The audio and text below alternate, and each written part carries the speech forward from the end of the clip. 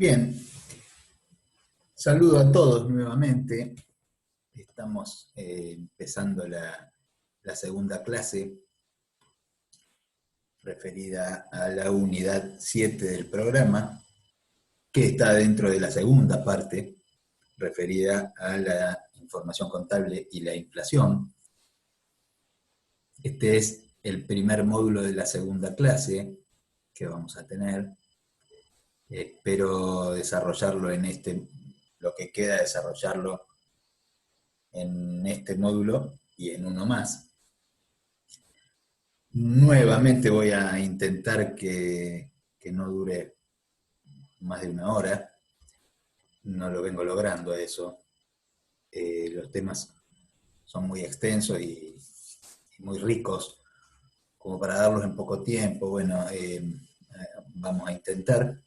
Les recuerdo que soy Claudio Perazo, profesor adjunto de Contabilidad 2. Bueno, ahí estoy compartiendo de nuevo las diapositivas con ustedes, que ya les resultan familiares. Vamos a ir avanzando, obviemos los repasos. Sí, parémonos un segundo acá.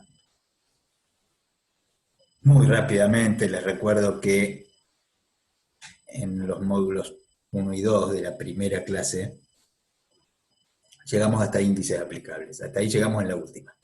Dimos objetivos de los estados del ajuste integral, dimos el alcance, obligatoriedad y vigencia de las normas referidas al ajuste por inflación. Vimos cuáles son los efectos y consecuencias de la reexpresión de los estados contables. Punto 3. Punto 4, vimos cómo clasificar a los activos y a los pasivos, siempre teniendo en cuenta el ajuste por inflación, el tratamiento que les corresponde y cómo se comportan ante la inflación. Y después vimos los índices aplicables. Ahí nos fuimos un poco en algunos detalles sobre cómo se calcula un índice, conceptualmente, porque desde el punto de vista riguroso y matemático, un índice no se calcula así. No tenemos nosotros ni siquiera las herramientas, los conocimientos para hacerlo con la rigurosidad que el tema requiere. Pero sí me pareció que era importante que desde el punto de vista conceptual ustedes tuvieran la idea de en qué consiste un índice. Bueno, ¿y cuáles son los que se están aplicando hoy de acuerdo a las normas vigentes, a las normas contables profesionales que tenemos vigentes hoy? Bueno, hemos hablado casi nada de la metodología, vamos a empezar ahora. Así que ahora vamos a empezar con el punto 6 que habla de la metodología. Todas estas son diapositivas que ya nos resultan conocidas.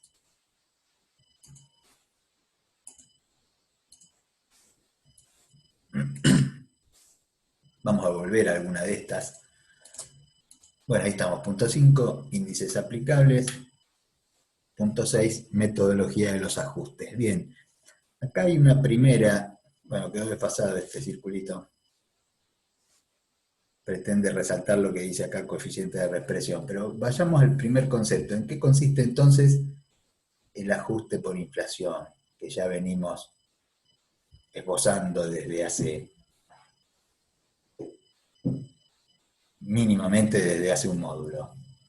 Bueno, el ajuste por inflación consiste en reexpresar en moneda de poder adquisitivo del mes de cierre todas las partidas de los estados contables que antes del ajuste se encuentren expresadas en moneda de poder adquisitivo distinto, diría anterior,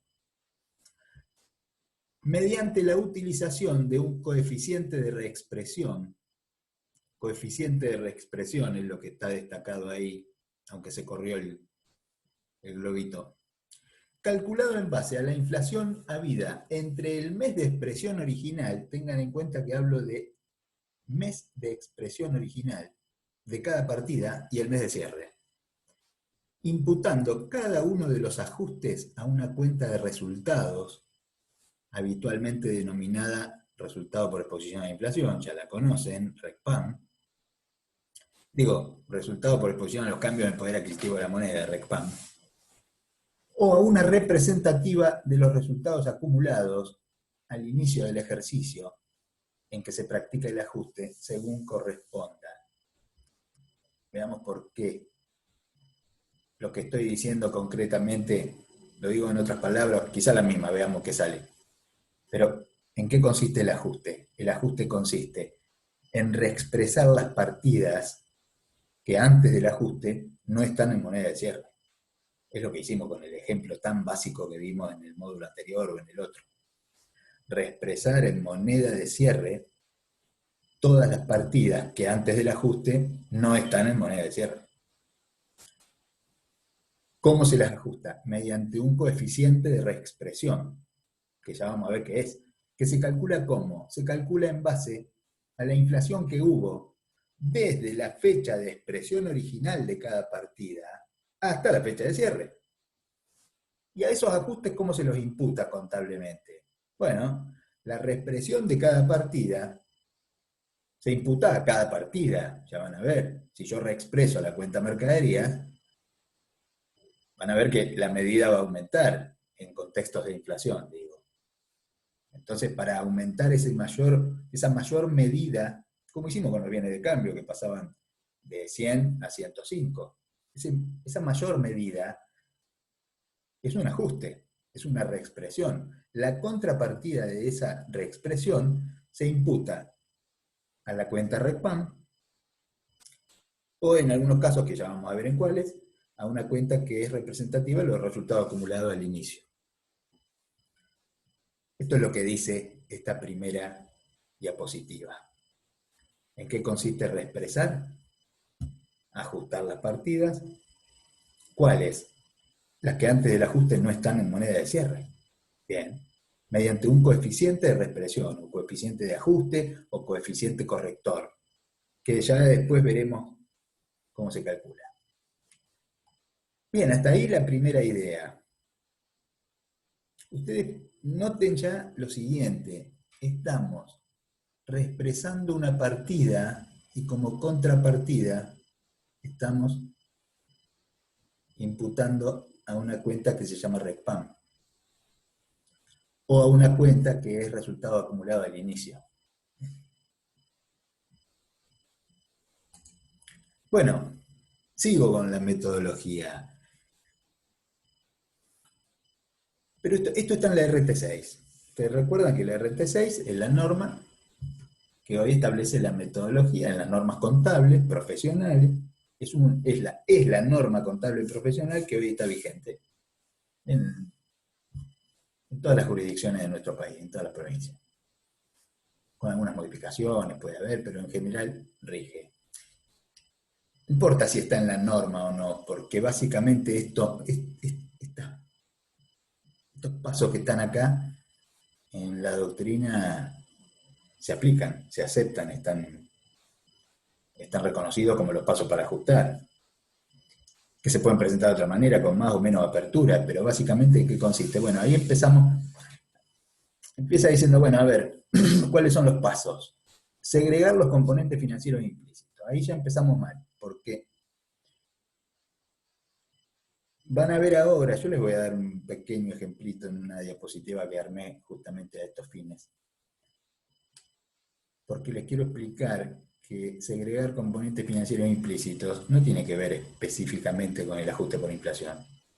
Tiene que ver con el adecuado reconocimiento de variaciones patrimoniales y de resultados y la imputación a los distintos periodos.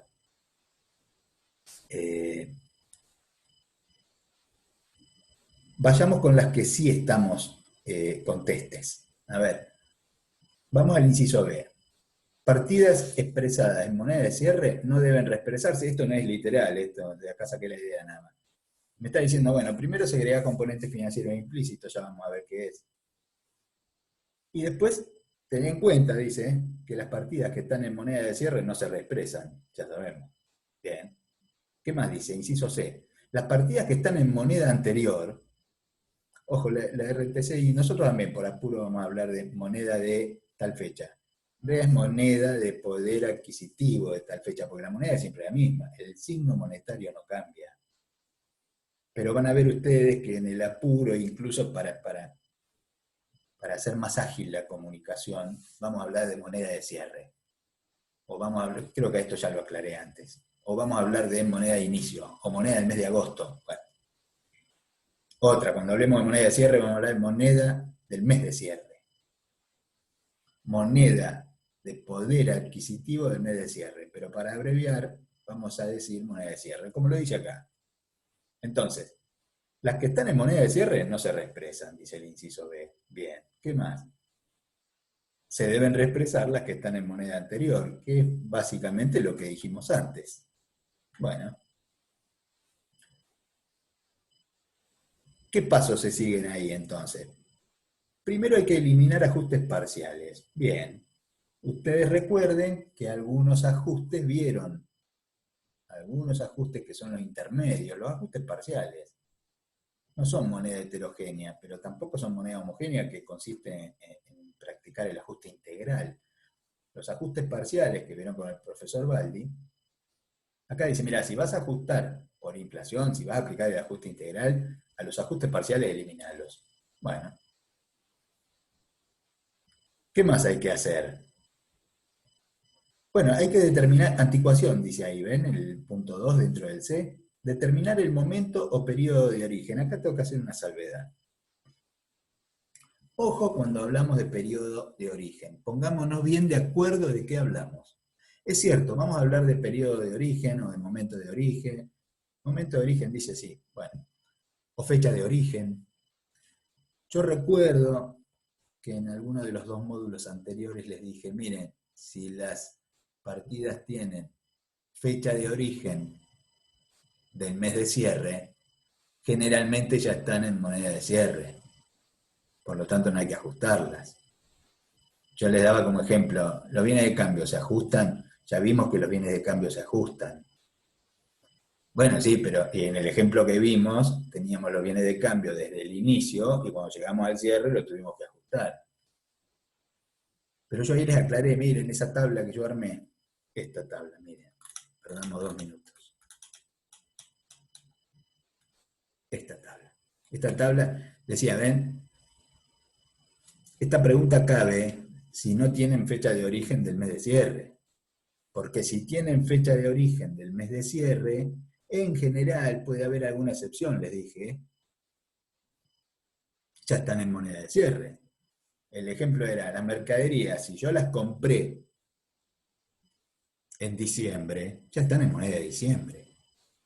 Bueno, pero yo hablé de excepciones porque tenemos que tener mucho cuidado a qué nos referimos cuando hablamos de fecha de origen.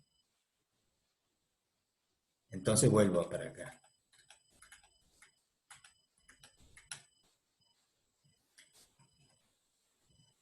Hay que determinar la fecha de origen. En realidad, hay que determinar la anticuación. Por ejemplo, a ver, ¿qué es la fecha de origen? Y bueno, de un activo, si estoy hablando, porque puedo hablar de cuentas patrimoniales o puedo hablar de variaciones patrimoniales. Bueno, una cuenta de activos, ¿qué es la fecha de origen? Y es la fecha en la cual yo incorporo el bien al patrimonio del ente. Bien, listo. Si yo incorporé una partida en el inicio, cuando yo llegue al cierre, esa partida está en moneda de inicio, porque está en moneda de la fecha de origen, que es la fecha en la que yo lo incorporé. Y si lo compré en mayo, bueno, cuando yo llegue al cierre voy a ver que esa medición está en moneda del poder adquisitivo de mayo. Está bien, fecha de origen, fecha de incorporación del activo. Y si lo compré en diciembre, va a estar en fecha de poder adquisitivo de diciembre, porque su fecha de origen va a ser diciembre. La pregunta es, cuando hablo de variaciones patrimoniales, como cualquier resultado, ¿cuál es la fecha de origen? Bueno, yo podría decir, y ahí está y ahí hay que tener cuidado. Yo digo, bueno, la fecha de origen es la fecha en la que se produjo el hecho generador. Esa es la fecha de origen. ¿Cuál es la fecha de origen de una variación patrimonial? La fecha en la que se originó la variación. ¿Y eso cuándo es? Cuando se devengó. Bien. Ojo, si eso es la fecha de origen, no siempre, no siempre las cuentas de resultados están en moneda de la fecha de origen. Un ejemplo. Costo de la mercadería vendida. Imaginen que yo compro la mercadería en marzo y la vendo en agosto. Cuando la vendo en agosto, registro la venta, caja de ventas, y registro costo de la mercadería vendida a mercadería. ¿Cuál es la fecha de origen del costo de la mercadería vendida? Bueno, si la fecha de origen es la fecha en la que se produjo la variación patrimonial, la fecha de origen del costo de la mercadería vendida es agosto. Sí, si estoy y ahora tengo que agregar un dato, si yo estoy en un modelo de valores históricos, de evaluación al costo, cuando yo en agosto registro el costo de la mercadería vendida, voy a buscar el valor de marzo. Imaginen que yo compré la mercadería a 100 pesos en marzo. En agosto la vendo en 150. Caja de ventas, 150. Costo de la mercadería vendida a mercadería, 100, porque la vendí toda. Esos 100, ¿qué fecha de origen tienen? Ese costo de la mercadería vendida. La fecha de origen es la fecha en la que se produjo la variación patrimonial, agosto. ¿Está en moneda de agosto? No, está en moneda de marzo. Esas eran las excepciones de las que yo hablaba. Ojo cuando hablamos de fecha de origen. Entonces pongámonos de acuerdo, esto es una cuestión semántica. Si a partir de ahora hacemos esa corrección para no tener que hablar más de excepciones, hacemos una corrección en la expresión. ¿Qué decimos? Mira, a partir de ahora, fecha de origen, le vamos a llamar fecha de origen a la fecha que corresponde al poder adquisitivo de la moneda en que está esa partida. Si yo estoy en un modelo de evaluación a valores de costo, como el de la contabilidad tradicional, pero con moneda homogénea, valores de costo, evaluación, costo. Unidad de medida, moneda homogénea. Si yo compro la mercadería en marzo a 100 pesos y la vendo en agosto, la venta es de agosto, está en moneda de agosto. Caja a ventas, 150. El costo de la mercadería vendida, a mercaderías, 100. Lo estoy registrando en agosto, pero no digamos más que la fecha de origen es agosto. Está bien, la fecha de origen es agosto, porque fecha de origen es fecha en la que se produjo la variación patrimonial. Pero hagamos de cuenta, o mejor dicho, desde ahora pongámonos de acuerdo, cuando hablemos de fecha de origen, a los efectos del ajuste por inflación, nos vamos a estar refiriendo a la fecha a cuyo poder adquisitivo corresponde la moneda en la que está esa medición. Dicho de otra manera, ¿cuál es la fecha de origen a los efectos del ajuste por inflación de ese costo de la mercadería vendida? Marzo. Porque la fecha de origen de esa variación, si bien es agosto, a los efectos del ajuste por inflación, le asigno la fecha de origen del activo que estoy consumiendo. Porque ese activo que yo estoy consumiendo en agosto, ¿estaba en moneda de marzo? Sí. Bueno, entonces la fecha de origen del costo de la mercadería vendida, desde ahora vamos a decir que es agosto. Tengo que hacer esta aclaración porque a mí se me antojó decir que la fecha de origen no siempre es determinante de la moneda en la cual está la partida. Cada vez que hablemos de eso, recuerden el costo de la mercadería vendida en un modelo de costo histórico con moneda homogénea. Voy a hacer el mismo ejemplo 10 veces. Si yo compré la mercadería en 100 pesos en marzo, cuando llego a agosto y la vendo, registro la venta, esa venta está en moneda de agosto. Pero vamos a registrar el costo ahora. Costo de la mercadería vendida a mercadería, 100. Ese 100 es la medida de marzo. Por lo tanto, ese costo de la mercadería vendida, que la verdad se originó en agosto, pero está en moneda de marzo, entonces decimos que a los efectos del ajuste por inflación, el costo de la mercadería vendida tiene fecha de origen marzo. Lo que estamos queriendo decir es que el bien que consumimos tenía fecha de origen marzo. Bien. Después de todas estas vueltas, en definitiva, volvamos. Arranquemos de nuevo. Segregar componentes financieros implícitos, ya vamos a ver qué significa. Después dice, bueno, las partidas que están en moneda de cierre no las reexpreses. Está bien, ya sabemos. Las que sí están en moneda anterior, reexpresémoslas. ¿Qué camino elegimos? Primero, eliminemos los ajustes parciales si los hubo. ¿Qué más? Determinemos la fecha de origen. Recuerden la aclaración. Fecha de origen es la fecha de la moneda en la que está la partida, que no necesariamente es la fecha en la que se reconoció la variación patrimonial. Pero listo, desde ahora, fecha de origen es fecha de la moneda. Fecha de la moneda en la cual está la partida. Bien. Después hay que calcular los coeficientes de reexpresión, ¿sí? Porque si yo tengo que traer una partida, ustedes recuerden en el ejemplo, nosotros cuando ajustamos los bienes de cambio, que estaban 100 pesos al inicio, cuando lo trajimos al cierre, lo pusimos en 105, porque le agregamos un 5%, porque la inflación era 5% en el periodo. Entonces dijimos, ¿cuál fue la inflación desde el inicio en cuya moneda está la partida que yo quiero ajustar? ¿Cuál fue la inflación que hubo entre el inicio y el cierre? 5%. Bueno, le agrego un 5%. Por eso esos 100 pesos se transformaron en 105. Fue fácil la cuenta. Lo que hicimos fue multiplicar por un coeficiente de corrector o de reexpresión que fue 1,05.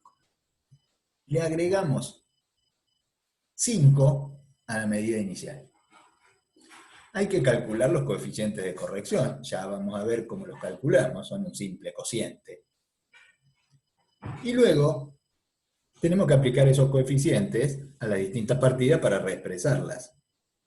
Cuando yo calcule el coeficiente de reexpresión en el ejemplo original, muy básico que vimos, dije el coeficiente es 1,05. 1,05. Bueno, multipliqué el valor de origen 100 por 1,05 y lo reexpresé. Se me transformó en 105. Esto es lo que me está diciendo esto. Aplica los coeficientes de reexpresión a las partidas que acabas de anticuar. Bueno, ¿qué más hay que hacer después? Bueno, después aclaro otra cosa que tampoco es necesaria en el ajuste por inflación. Pero dice, mirá, los valores que obtengas de este punto 4, los valores reexpresados, en ningún caso pueden superar al valor recuperable. Otra vez, criterio de evaluación está metiendo acá. Ya sabemos que los activos tienen un límite que está dado por el valor recuperable. Ningún activo puede estar valuado en la contabilidad por encima del valor que el ente obtendría si se desprendiera del bien o si lo aplicara al uso para el cual lo tiene previsto. Obviamente que después, en las unidades que vienen, cuando entremos en la tercera parte de la materia, van a ver con más detalles la aplicación de los valores límite. Resumiendo, son 3 o 4 pasos de esto. Me interesan el B, el C y dentro del C los 4 puntos. El B, no reexpreses lo que ya está en moneda de cierre, obvio. ¿Qué más? Lo que está en moneda anterior, reexpresalo. Sí, ¿qué tenés que hacer? Primero tenés que eliminar los ajustes parciales. ¿Qué más? Después tenés que hacer la anticuación. Bueno, listo, estas son las que hay que reexpresar, porque no están en moneda de cierre. Bueno, pero están en moneda de qué momento. Determinemos la fecha de origen. Bueno, ¿en moneda de qué momento están? ¿O de qué periodo? Listo. ¿Qué más? Y una vez que determiné la anticuación, lo que tengo que hacer es calcular los coeficientes correctores. Ya estoy en el punto 3. Y después tengo que aplicarlos. ¿Y qué obtengo al aplicarlos? Obtengo las partidas reexpresadas. En la diapositiva anterior decía, bueno, pero ajustalas, estoy haciendo esto. Sí, pero al ajuste aumenta la medición de cada partida que estás ajustando. La contrapartida es RECPAM. Bueno, o resultados acumulados. Bien. Esto para ilustrarlos, para refrescarles conceptos. ¿Por qué digo que el inciso A es criterio de reconocimiento de resultados, de imputación a los distintos periodos? Y el otro, el D, tiene que ver con la aplicación de los límites, que por lo tanto ni el A ni el D era necesario que estuvieran acá. Para hacer un poquito de historia o de justificación, cuando la RT6 fue sancionada, estos dos temas que están acá tratados en un lugar en el que por ahí no deberían estar, no estaban en otras normas. No estaban con la precisión, al menos, con la que están hoy. Hoy está claro que no se puede superar el límite de los valores recuperables. Está en una norma contable profesional que ahora no viene al caso, que es la RT17. Y la segregación de los componentes financieros implícitos también está en esa norma. En aquel momento, la RT6 avanzaba, se metía en temas que eran de evaluación, como estos dos. Y en otros más tenía hasta un anexo con criterios de evaluación, cuando en realidad la RT6 pretendía referirse a la unidad de medida nada más. Bueno, estas cosas quedaron, las demás se fueron sacando, las que no eran unidad de medida, porque la RT6 es de unidad de medida, es de ajuste por inflación. Se fueron sacando esas, las que no eran, estas quedaron, a mi criterio, ¿eh? A mi criterio estas bien podrían ser eliminadas, la A y la D. Nada, segregar componentes financieros implícitos, ¿ven? Que dice acá segregar componentes financieros implícitos. ¿A qué se refiere? Es muy sencillo esto, miren. ¿Qué tendría que hacer un ente? Supongamos que el ente el 30 de noviembre compra mercadería a 90 días, precio de lista 130, precio de lista, está planteada así la operación. Está escondido un poco el componente financiero, por eso se llama componente financiero implícito. Se presenta la operación típica, precio de lista 130, ahora descuento por pago al contado 30 pesos, supongamos. Si registro como tengo que registrar, que lo aprendimos en Conta 1, costo de adquisición, precio de compra al contado, más todos los demás gastos, entre los cuales no están los costos financieros. Dicho de otra manera, doy de alta la mercadería a 100, que es el precio de contado, porque el precio de contado que está escondido acá atrás es 100. No existe el precio de lista. El precio de lista a 90 días, pero después, bueno, tendríamos que registrar de esta manera componente financiero implícito no devengado, que es patrimonial de pasivo con saldo deudor, 30, proveedores 130. Así tendríamos que registrar. Cuando lleguemos al cierre del ejercicio, ¿qué hacemos? Reconocemos el resultado negativo, supongamos que se van devengando 10 pesos por mes, de manera que en el primer mes, transcurrió todo diciembre, llego al cierre del ejercicio, cierre de diciembre, reconozco 10 pesos de resultado negativo, el interés sería, componente financiero implícito, el interés que estaba escondido, y empiezo a disminuir componente financiero implícito no devengado porque se empieza a devengar. Si yo registro correctamente como tiene que ser, llego a un estado de situación patrimonial al cierre que me muestra caja 100, no lo había dicho, pero acá está. Supongamos que la situación inicial, lo único que ocurrió fue esta compra. La situación inicial era caja 100, capital 100. Compré las mercaderías, ¿cómo llegué al cierre? Caja 100 porque compré a crédito, porque elegí no pagar al contado, me había olvidado decirlo. Elegí pagar a financiado. Por eso ahora estoy soportando el costo financiero.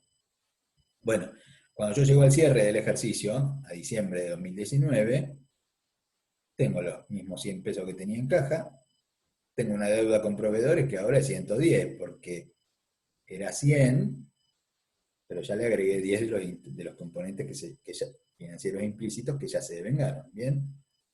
Y los bienes de cambio son 100. Tengo un capital 100, no ajusté por inflación, nada, esto está previo al ajuste por inflación. Y tengo un resultado acumulado que es negativo 10, que son estos 10 que reconocí acá como resultado. Esta es la manera correcta. Esta es la manera habiendo segregado componentes financieros implícitos. Cuando la RT6, que se mete en ese tema que es de reconocimiento y apropiación de resultados y de evaluación de activos y pasivos, Cuando me dice que tengo que segregar, me está diciendo, si vos no hiciste las cosas bien y registraste de esta manera, si no lo hiciste así, supone que hiciste esto otro, dice. Si vos cargaste mercadería 130, proveedores 130, cosa que está mal. Cuando llegues al cierre del ejercicio, segrega los componentes, corregí lo que hiciste. Porque si vos no corregís, ¿a qué vas a llegar? Vas a llegar a que tenés caja 100, viene de cambio 130, proveedores 130, capital 100. Estás distorsionando los resultados, estás distorsionando el pasivo y estás distorsionando el activo. Si no segregaste y solamente hiciste el primer asiento y lo hiciste así, lo hiciste mal. La RT6 dice, si llegaste con esta situación, con la que está acá, por no haber segregado, segregá. ¿Segregá qué significa? Saca los componentes financieros implícitos que están en las cuentas de activo y de pasivo y que no deben estar ahí, corregí las cuentas de resultados si es que las tenés que corregir. Hay muchas otras variantes que ahora me las guardo por una cuestión obvia, porque no es el tema este. Haz el ajuste que tengas que hacer. El ajuste que tengo que hacer es el que está en rojo. Digo, si yo registré mal, registré de esta manera y llegué a esto, cuando voy a aplicar la RT6, la RT6 me dice, mira, haz este ajuste que está acá, reconoce los 10 que tendrías que haber reconocido, da de baja las mercaderías 30, y los 20 que todavía no se devengaron, reconocelos. Con este ajuste yo logro hacer las cosas bien. Nada más. Me está diciendo, si no segregaste y estás así, antes de ajustar por inflación, haz este ajuste para quedar bien, para quedar como tenés que quedar.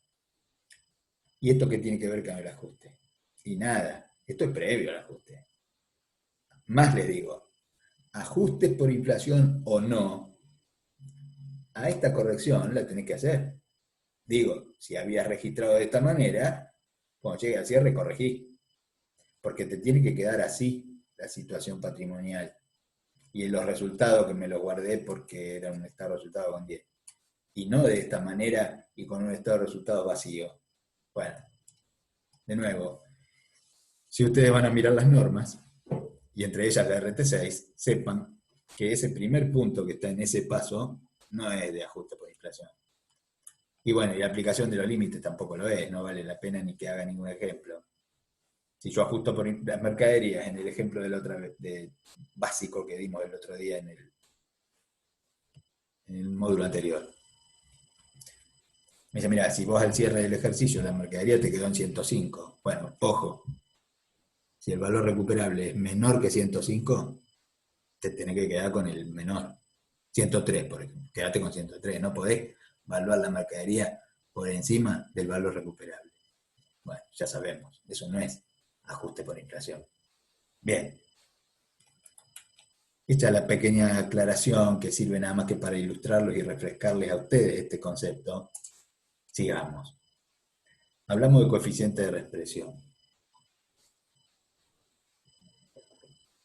Bueno, esta es una manera que yo busqué como para transmitirles cuál es la idea. Ya saben cuál es la idea. Intuitivamente ya ustedes calculan el coeficiente de reexpresión.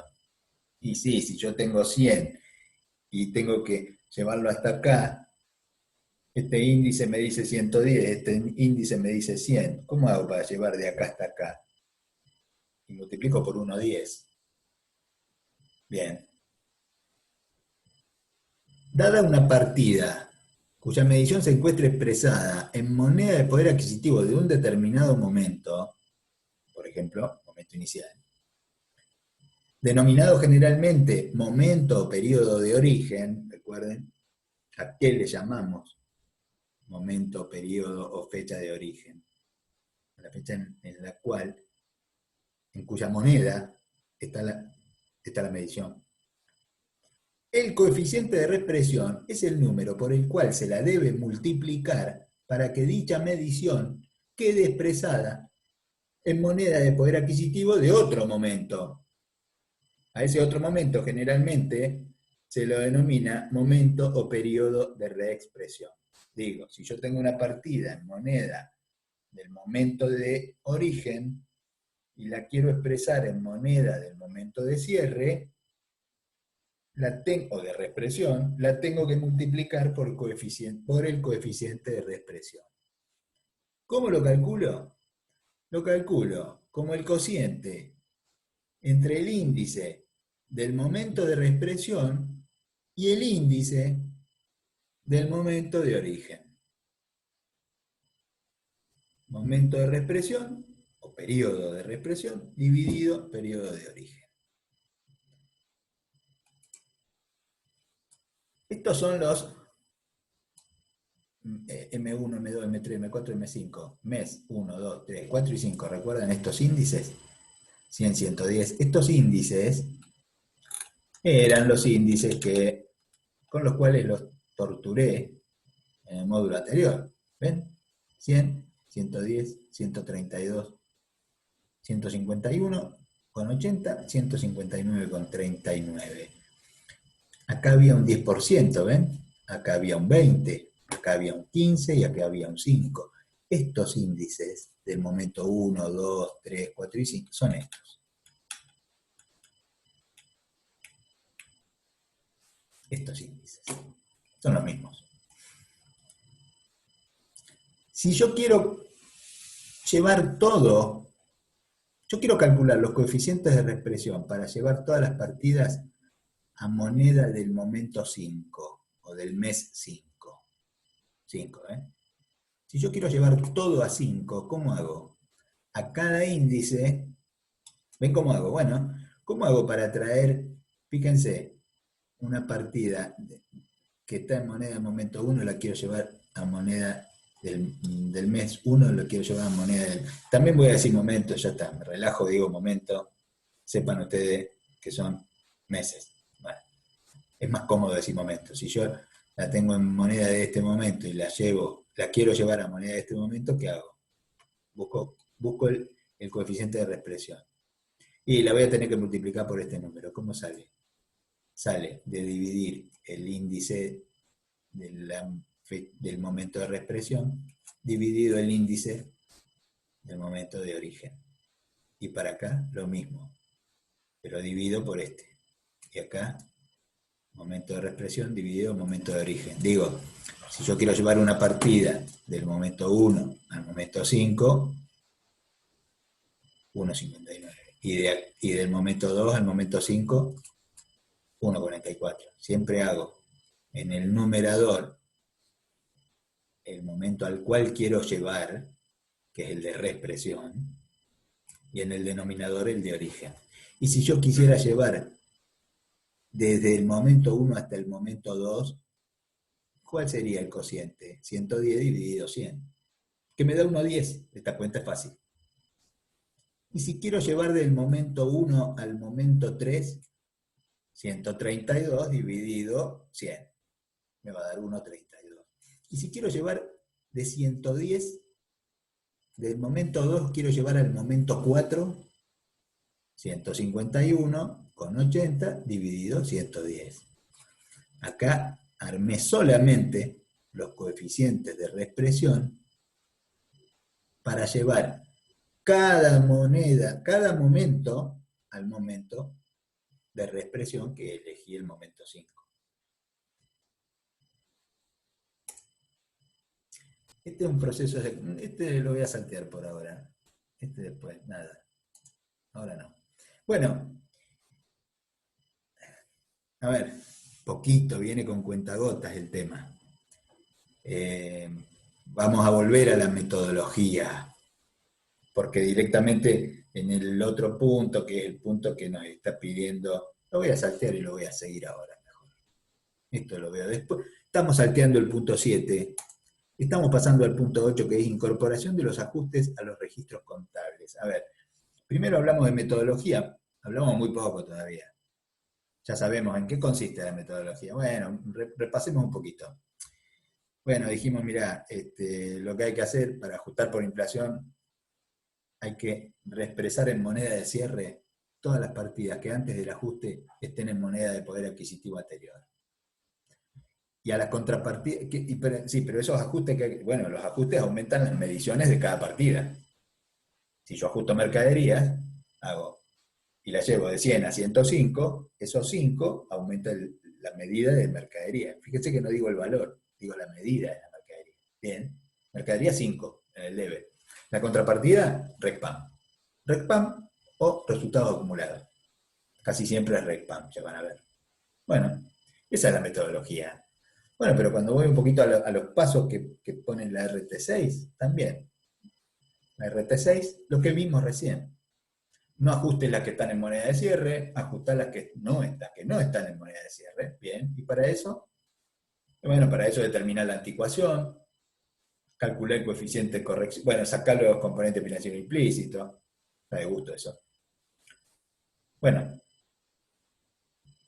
determinar la fecha de origen, la moneda en la cual está cada partida para poder ajustar, calcular los coeficientes de reexpresión y después aplicar los coeficientes a las partidas. Ah, y después fíjate que no supere valor recuperable. Bueno, insisto, segregar componentes y aplicar valor recuperable no hace falta que esté acá. Bueno, esa es la metodología. Ah, listo, ajusto y la contrapartida va a RECPAM. Listo. Entonces, acabo de saltear el punto 7 y sigo con esto. Incorporar, esto es, ¿qué asientos contables hay que hacer? Esto me está pidiendo el punto 8. Entonces yo bajo el punto 8 en realidad sigo con la metodología. Porque entonces digo, bueno, acá está, ven, miren, ¿qué hice acá? Bueno, yo acá, vuelvo al primer ejemplo. Vuelvo al primer ejemplo. A ese ejemplo tan básico que no quiero soltar, ¿ven? Acuérdense, yo había arrancado con caja y bienes de cambio. Acá agrego un dato que antes no estaba. Hagan de cuenta que este inicio era 31 de diciembre de 2018 y que esto era M4. Después vamos a ver bien cuál era M4. ¿Y esto qué es? Y nada, esto pasó un año, esto es M5. Nada más. Recuerden, caja y bienes de cambio y capital. Al cierre estaba todo igual porque era moneda heterogénea y acá apliqué ajuste con inflación. ¿Ven? Los bienes de cambio. Inflación 5%, lo multipliqué por 1,05. Y al capital también. Porque ambos estaban en moneda de este periodo o de este momento. Bueno, pero esta es la situación en la cual ahora aplico un poquito más concretamente la metodología. No me puedo pasar de una hora.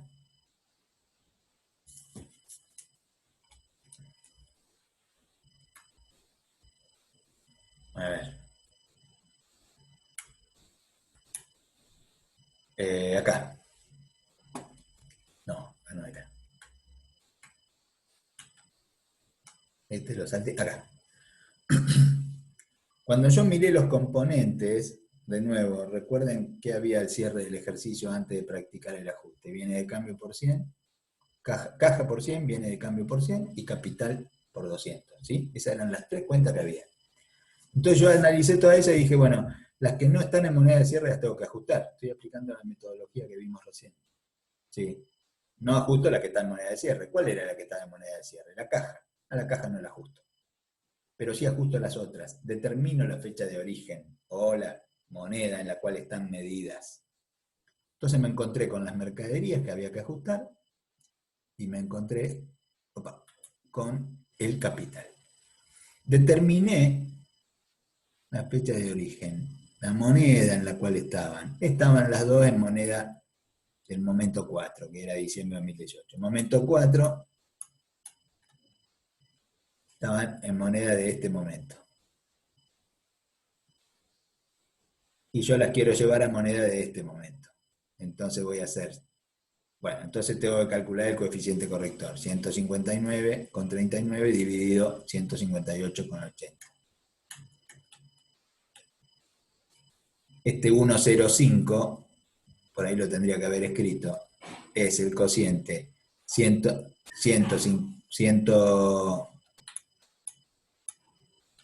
es 159, ¿dónde estoy? Acá, 159,39 dividido 151,80. Esto da 1,05, ¿ven? Ya sabíamos que daba 1,05, acá está. Bueno, como las dos las dos partidas están en moneda del mismo momento, a ambas, si las quiero llevar al momento 5, a ambas las tengo que multiplicar por 1,05. Por eso llegué a 105 y a 210 cuando hice el ejemplo allá atrás. Bueno, nada, esto también es la metodología. Esto es haber hecho en este cuadro. Generalmente ustedes en la práctica lo van a hacer de esta manera. Yo siempre uso esta manera. Pongo fecha de origen, pongo concepto para describir la cuenta, pongo valor de origen. ¿Esto qué es? En moneda de origen. Pongo el coeficiente corrector y pongo esta misma medida, pero ahora medida en otra moneda, en moneda de poder adquisitivo de cierre. Transformé esta medida que estaba en moneda de poder adquisitivo de origen en esta otra, que es la misma, pero medida en moneda de cierre, medida en moneda de poder adquisitivo de cierre. Ahí apliqué la metodología. Y ahora voy a registrar en el libro diario. Aumento el valor de las mercaderías y la contrapartida es RECPAM. Ojo acá, porque hay que tener cuidado. Acá no está dicho qué saldo tiene cada una, pero va de suyo que mercaderías tiene saldo deudor y que capital tiene saldo acreedor. ¿Cómo hago para aumentarlo? A mercadería lo registro en el debe. Ah, bueno, entonces la contrapartida vale a ver. ¿Y al capital? Y al capital lo aumento a 10. Sí, pero ¿cómo hago para aumentar a esto que tiene saldo acreedor? Lo registro en el haber. Y entonces la contrapartida va a RECPAM y en el debe. Sí, y acá hago una salvedad. Por una cuestión legal, la ley, digamos, hay requisito legal. La ley dice, tenés que exponer el capital al valor del aporte, al valor nominal. El capital siempre es 200. Bueno, pero yo estoy ajustando la medición de ese capital para expresarlo en moneda de cierre. Bueno, pero ese ajuste, mostrarlo en una cuenta que es complementaria de capital. ¿Y cómo se llama? Se llama ajuste del valor nominal del capital. Generalmente se llama así. ¿Cómo funciona? Igual que capital, pero por una cuestión de exposición, al mayor valor del capital, imputarlo a esa cuenta. Hacé de cuenta, digo, ustedes, hagan de cuenta que usé la cuenta capital. Pero no uso la cuenta capital, porque desde el punto de vista legal, a capital lo tengo que dejar al valor nominal de las acciones que fueron suscriptas oportunamente por los accionistas. Bueno, pero acá estoy cambiando la unidad de medida. Bueno, para registrar la mayor medida que requiere haber cambiado unidad de medida, para imputar esos 10, usa otra cuenta, que es igual que la cuenta capital, que se llama ajuste del valor nominal del capital. La contrapartida es RECPAM. Fíjense ustedes que cuando yo ajusté las partidas y las imputé, y a los ajustes los imputé contra RECPAM, si yo hago el mayor de la cuenta RECPAM, tengo por lo que ajusté en las mercaderías 5 en el haber, por lo que ajusté al capital 10 en el debe. El saldo deudor me quedó 5. Estos 5 son el resultado negativo que me generó la caja. Son el resultado negativo que me generó la caja. Yo podría haber calculado este resultado negativo de otra manera. Este resultado negativo. ¿Cómo lo calculé? Y lo calculé como contrapartida. Ajusté las partidas que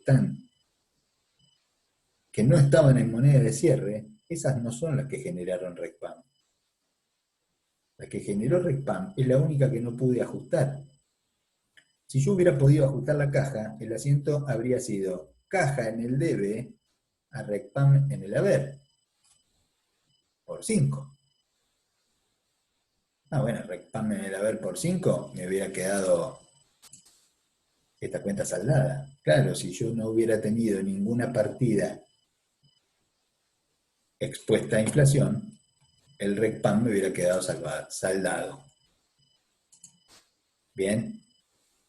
Por eso en algún momento del módulo anterior yo les dije, desde un punto de vista que no es técnico, no es conceptual, pero sí tiene que ver con la metodología que aplicamos. En algún momento les dije, siempre refiriéndome al ejemplo básico, ejemplo que ahora estoy ajustando de acuerdo a la metodología.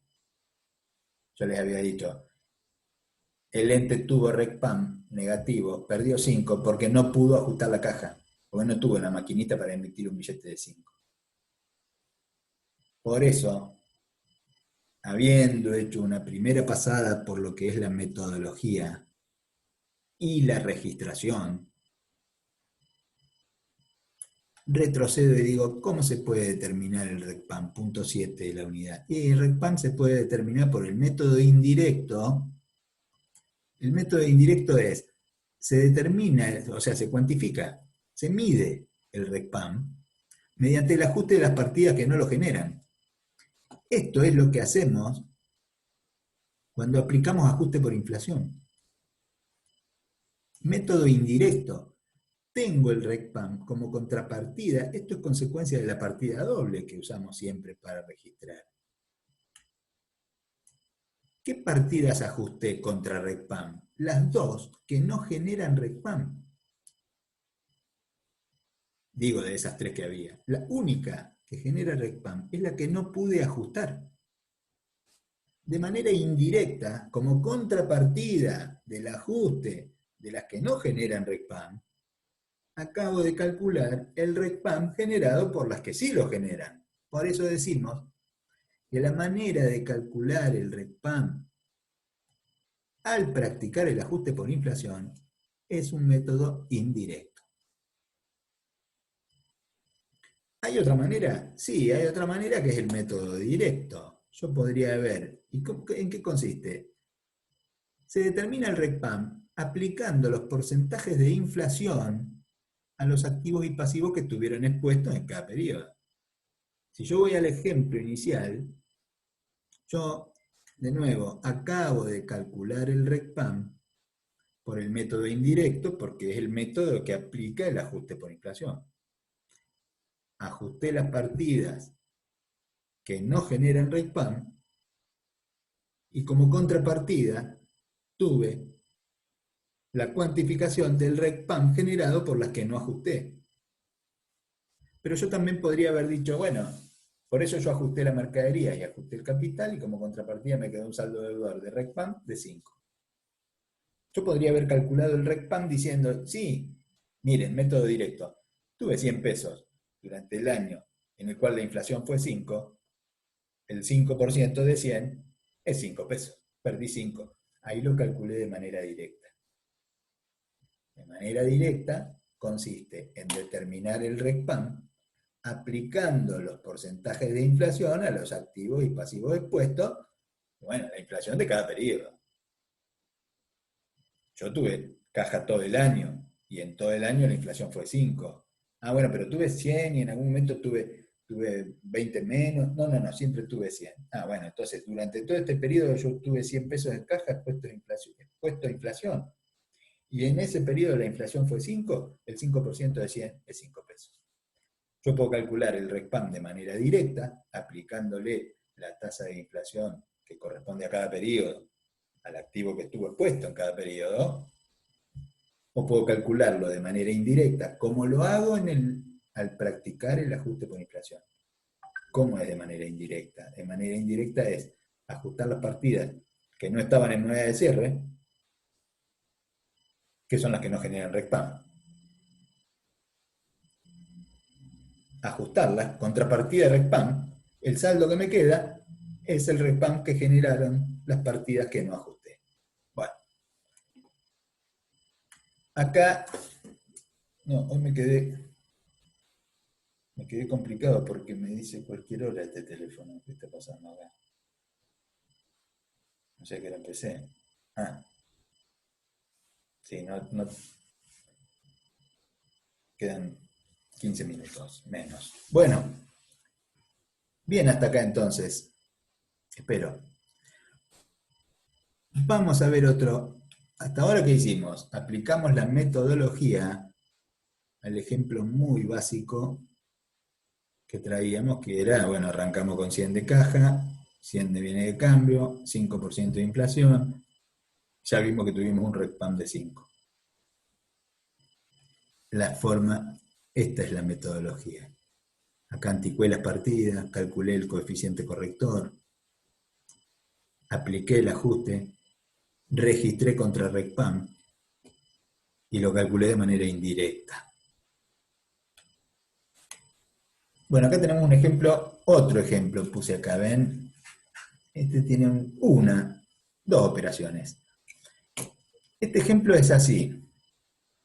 El 29 de enero se inicia la actividad del ente. Caja 1000, capital 1000. Este día aportan los socios. 29 de enero. Supongan que el índice de enero es 100. El 19 de marzo compran 600 unidades de mercadería a 10 pesos cada una. Son 600 pesos, pagan al contado. No hice los asientos porque llevaban mucho lugar y la verdad que el primer asiento, caja a capital, por 1000. El segundo asiento, mercadería a caja por 600. Me van siguiendo, ¿no? Y en la tercera operación, 17 de agosto, se venden 40 unidades a 30 pesos cada una, 1.200 pesos de venta. Y se cobran al contado. Hagan los asientos en el aire. Caja de ventas 1.200. Costo de la mercadería vendida a mercaderías 400. ¿Está bien? Se habían comprado mercaderías por 600 pesos, de las cuales 400 pesos en agosto se vendieron. ¿A cuánto se vendieron? Se vendieron a 30 cada una. Bueno, los asientos, repásenlo, son muy básicos. Acá están los índices de inflación. Mal dicho, los índices de precios. Son de nuevo, si ustedes, a ver, hagan memoria, momento 1, momento 2, momento 3 y momento 4. Dejé el momento 5 afuera, para que vean que el cociente siempre, el coeficiente corrector, siempre pone en el numerador el mes de reexpresión. Hoy poníamos 159, no sé cuánto era, yo me lo olvidé. Hoy poníamos siempre en el numerador 159,39, ¿recuerdan? Bueno, ahora vamos a poner 151. Ahora estamos trayendo todo hasta acá. Hasta ahí. Hasta ahí. Entonces, siempre en el numerador, dije denominador, pues, en el numerador siempre va el índice del momento al que yo quiero llevar todo. Bueno, esto ya lo vimos. Pero estoy acá. Entonces, lo que está en celeste es el estado de situación patrimonial y el estado de resultados en moneda heterogénea. Debo aclarar que una vez más adopto valuación al costo. Este es el típico de la contabilidad tradicional. Valuación al costo, moneda heterogénea y capital a mantener financiero. Acá es como llegaría a diciembre, después de haber hecho todas estas operaciones, situación patrimonial y estado de resultados del periodo. De nuevo, moneda heterogénea, antes de aplicar el ajuste. Bienes de cambio me quedó, bueno, caja me quedó 1.600, porque arranqué con 1.000, pagué 600 porque compré las mercaderías, me quedaron 400, pero después vendí a 1.200, 400 más 1.200, hicimos el mayor en el aire, ahí tenemos 1.600 de caja. Mercadería habíamos comprado 600, pero después la dimos de baja a 400 en agosto, porque vendimos 40 de las 60, y la dimos de baja al costo, y el costo era 10 cada una. Por lo tanto, 600 mercadería mayor, 600 en el debe, 400 en el haber, me quedaban 200. 200 al cierre que están acá. El capital era 1.000 y tengo un resultado acumulado de 800 y esta igualdad se mantiene. Cuando voy al estado de resultados tengo venta 1.200, costo de la mercadería vendida 400,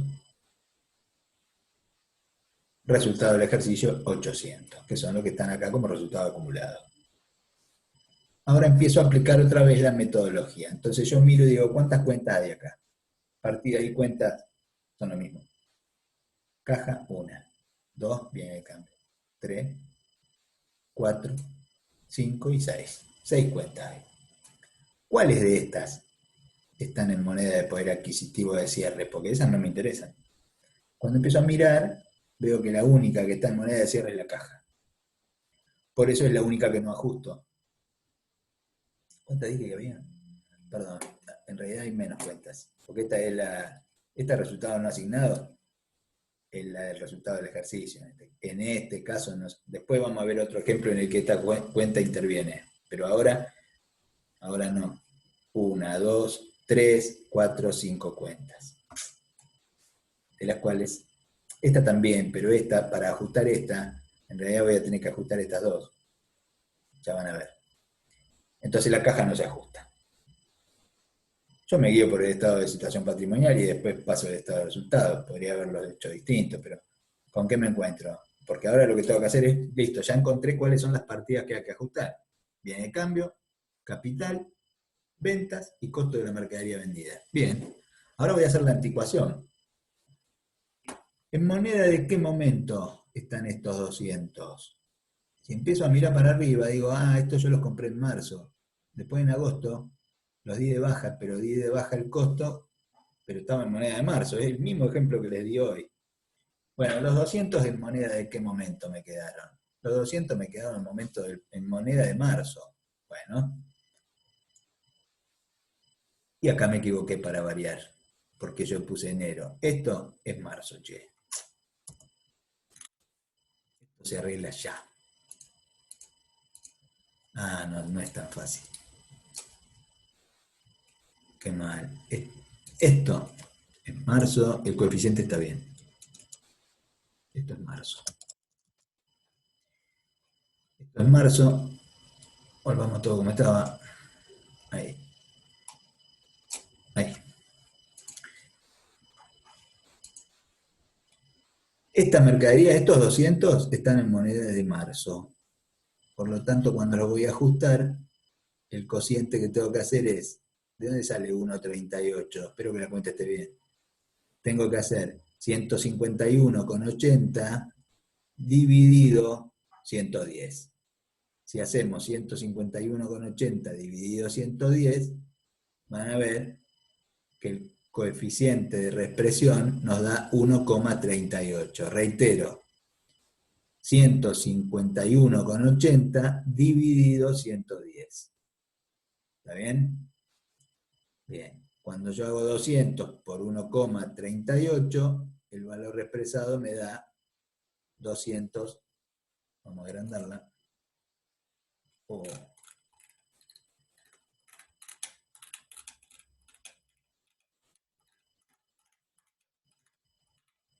Estoy yendo de rodillas. Acá está. Bueno, da 276. ¿Qué otra tenía que ajustar? Capital. El capital sí estaba en moneda de dinero. Bueno, entonces, ¿qué hacía? 151,80 dividido 100. ¿Ven? 151,80 dividido 100. Eso da 1,518. Por lo tanto, estos 1000 reexpresados me dan 1518. ¿Qué más? Bueno, la cuenta ventas. La cuenta ventas, la venta es de agosto. Yo hice la venta en agosto, listo, reconocí la variación patrimonial en agosto y esa venta está en moneda de agosto. Por lo tanto, los 1200 de las ventas se ajustan por un coeficiente corrector que surge de hacer la división entre 151,80 y 132. ¿Qué es este 1,15 que está acá? Este 15%, acá puse entre mes y mes. Bueno, quiere decir que 1200 por 1,15 me da 1380. Acá estoy determinando los valores reexpresados. ¿Qué más tengo? Costo de la mercadería vendida. Recuerdan que eran 40 unidades, que las vendí en agosto, y que yo registré costo de la mercadería vendida en agosto. Si yo voy al mayor de la cuenta, costo de la mercadería vendida, tiene su fecha de origen en agosto. Sí, pero a los efectos del ajuste por inflación, tengo que ir a ver en moneda de qué momento estaban las mercaderías vendidas, que son el costo de la venta. Estaban en moneda de marzo. Entonces, las tengo que ajustar desde marzo. Estos 400 que yo registré en agosto no están en moneda de agosto. Están en moneda de marzo. Porque recuerden que estamos diciendo, tomando como fecha de origen, no la fecha real de origen, que es la fecha de la variación patrimonial. La variación patrimonial ocurrió en agosto, cuando consumí la mercadería, entre comillas consumí, en agosto. Sí, pero no es esa la, con fecha de origen, a los efectos del ajuste por inflación, me refiero a la moneda en la cual está expresada la partida que estoy consumiendo. Estaba expresada en moneda de marzo. Entonces, está a los efectos del ajuste por inflación, la fecha de origen es marzo. Si es marzo, ajusto por 1,38, de nuevo, 151,80 dividido 110. 1,38, los 400 reexpresados son 552. La misma metodología, lo mismo que hice hoy en el ejemplo más básico, pero acá ya intervinieron cuentas de resultados, con la salvedad de que cuando me encontré, siempre, la regla se aplica siempre, cuando tengo una cuenta de resultados. Este es uno de los rubros especiales a los que yo después me voy a referir en el punto 9. Ya está, ya no me voy a referir a este porque ya lo hice. Cuando las cuentas de resultados son la consecuencia del consumo de un activo, como este, como el costo de la mercadería vendida, lo que hay que ver no es la fecha de la variación patrimonial, que podríamos decir que esa es la fecha de origen. No, hay que ir a buscar la moneda en la cual estaba el activo consumido. El activo consumido, en este caso, no estaba en moneda de agosto, estaba en moneda de marzo. Bueno, acá apliqué la metodología. Y ahora, ¿qué hago? Y hago lo que habíamos dicho hoy, ajusto contra RECPAM. Hasta ahora no usé resultado acumulado, RECPAM. Ya van a ver.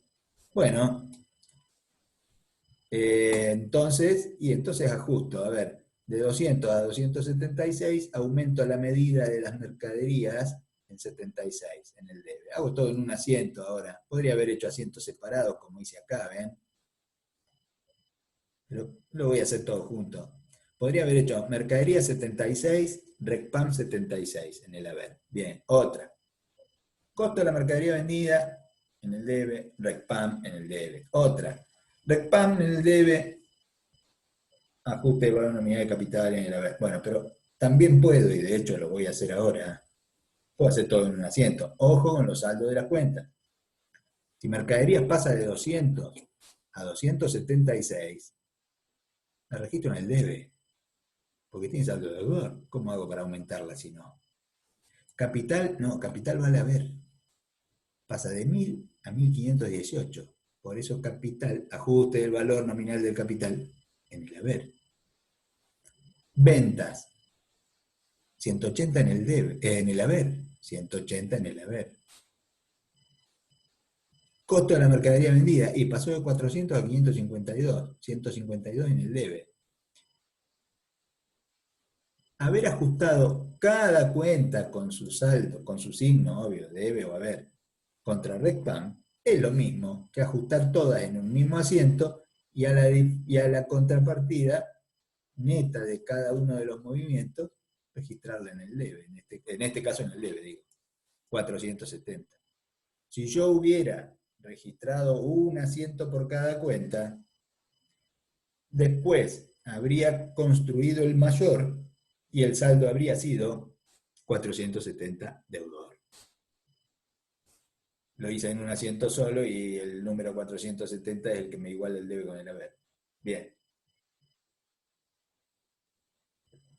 Y ahora, y esto es nada más que para que vean cómo termina la película, lo único que hice fue, sigue en verde esto, los estados contables, situación patrimonial y resultados, nada más, no hacemos evolución de patrimonio neto, no hacemos flujo de efectivo equivalente, son temas de conta 3, en general.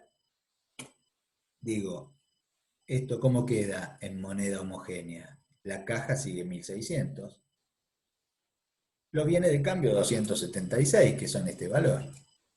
Que son los 200 que traíamos, más los 76 que agregamos. El capital, recuerden que queda por el valor nominal, pero le agrego el ajuste. Hagan de cuenta que el capital es 1518. Y ojo, porque los resultados acumulados salen del estado de resultados. Más esto, en un estado de situación patrimonial real, todo esto va por diferencia entre activo y pasivo. Y después los detalles los vamos a buscar al estado de evolución del patrimonio neto. No importa, acá lo pongo abierto. Esto, imaginen, esto no es un estado de situación patrimonial, esto es una super simplificación, un esquema tan básico que para que vean cómo está conformada la igualdad patrimonial, nada más. Pero bueno, estos 358, ¿de dónde salen? Y está el detalle en el estado de resultados. De nuevo, las ventas están en moneda de cierre también, 1380. El costo quedó en moneda de cierre. Y el RECPAM, que es consecuencia de haber mantenido unos ciertos valores en efectivo, en este caso, en periodos de inflación. ¿Cuánto da esto? 358, que son los que aparecen acá. Este módulo va a ser más normal en cuanto a duración.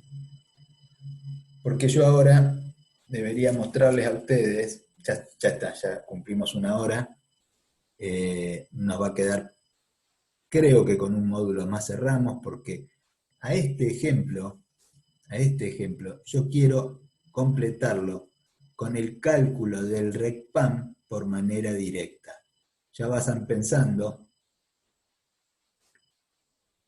Vayan pensando que lo que voy a hacer es buscar, o sea, mirar todos los movimientos de la cuenta caja y aplicarle a cada monto que tuve inmovilizado en los distintos meses del año, le voy a tener que aplicar la inflación de cada uno de esos periodos a los montos de caja que tuve expuestos. Ya no tuve 100 pesos de caja de punta a punta. No. Arranqué con 1000 pesos, pero tuve 1000 pesos hasta el 19 de marzo. A partir de ahí me desprendí de 600 y me quedé con 400, hasta que en agosto, último mes del año, porque digo acá, no es último mes, perdón, hasta que en agosto vendí y ahí me cobré 1200 en efectivo. Así que yo arranqué con 1000, después me quedé con 400 durante un par de meses y después le agregué 1200. Tuve distintos montos de caja expuestos a inflación en distintos meses dentro del año, en los cuales la inflación fue distinta.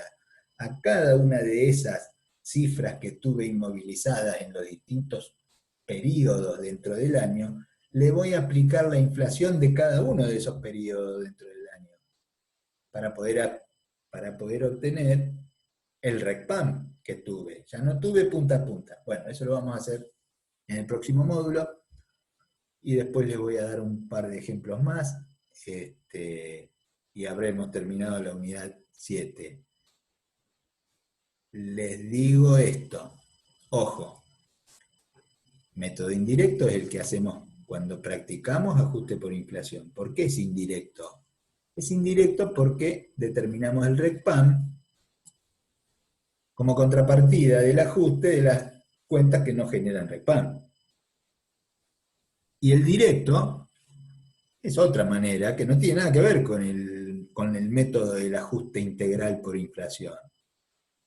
El otro consiste en buscar los valores que tuvieron expuestos a inflación, aplicarles la tasa de inflación y determinar cuál fue el RECPAM. Es muy fácil cuando tuve 100 pesos de caja todo el año y nada más. Le apliqué 5% a esos 100 y me había dado 5. Ahora se complica. Pero después van a ver que hay otra manera. Por eso yo abrí en dos, porque una es esa, ¿ven? Esta sería la manera conceptual más clara.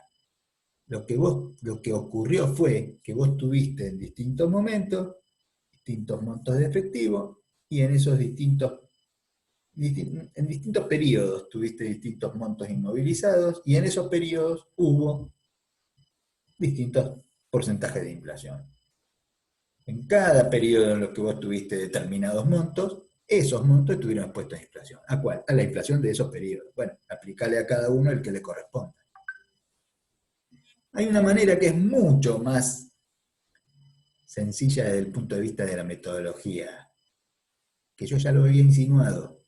Mirá, la otra manera, más, no sé si es más fácil, pero quizás sí. Ajusta por inflación. Hacé de cuenta que la caja se ajusta por inflación. Listo. Ajustala por inflación y vas a llegar al valor que tendrías que tener en caja para no haber perdido. Comparala con la que tenés, porque no la pudiste mover, y esa es la diferencia. Eso es lo que perdiste por haber tenido caja en momentos de inflación. Es lo mismo. Son dos maneras, son cuentas distintas las que hay que hacer. Las vamos a hacer a las dos en el próximo módulo. Bueno, creo que acá terminamos. Nos veremos en el próximo. Me verán ustedes.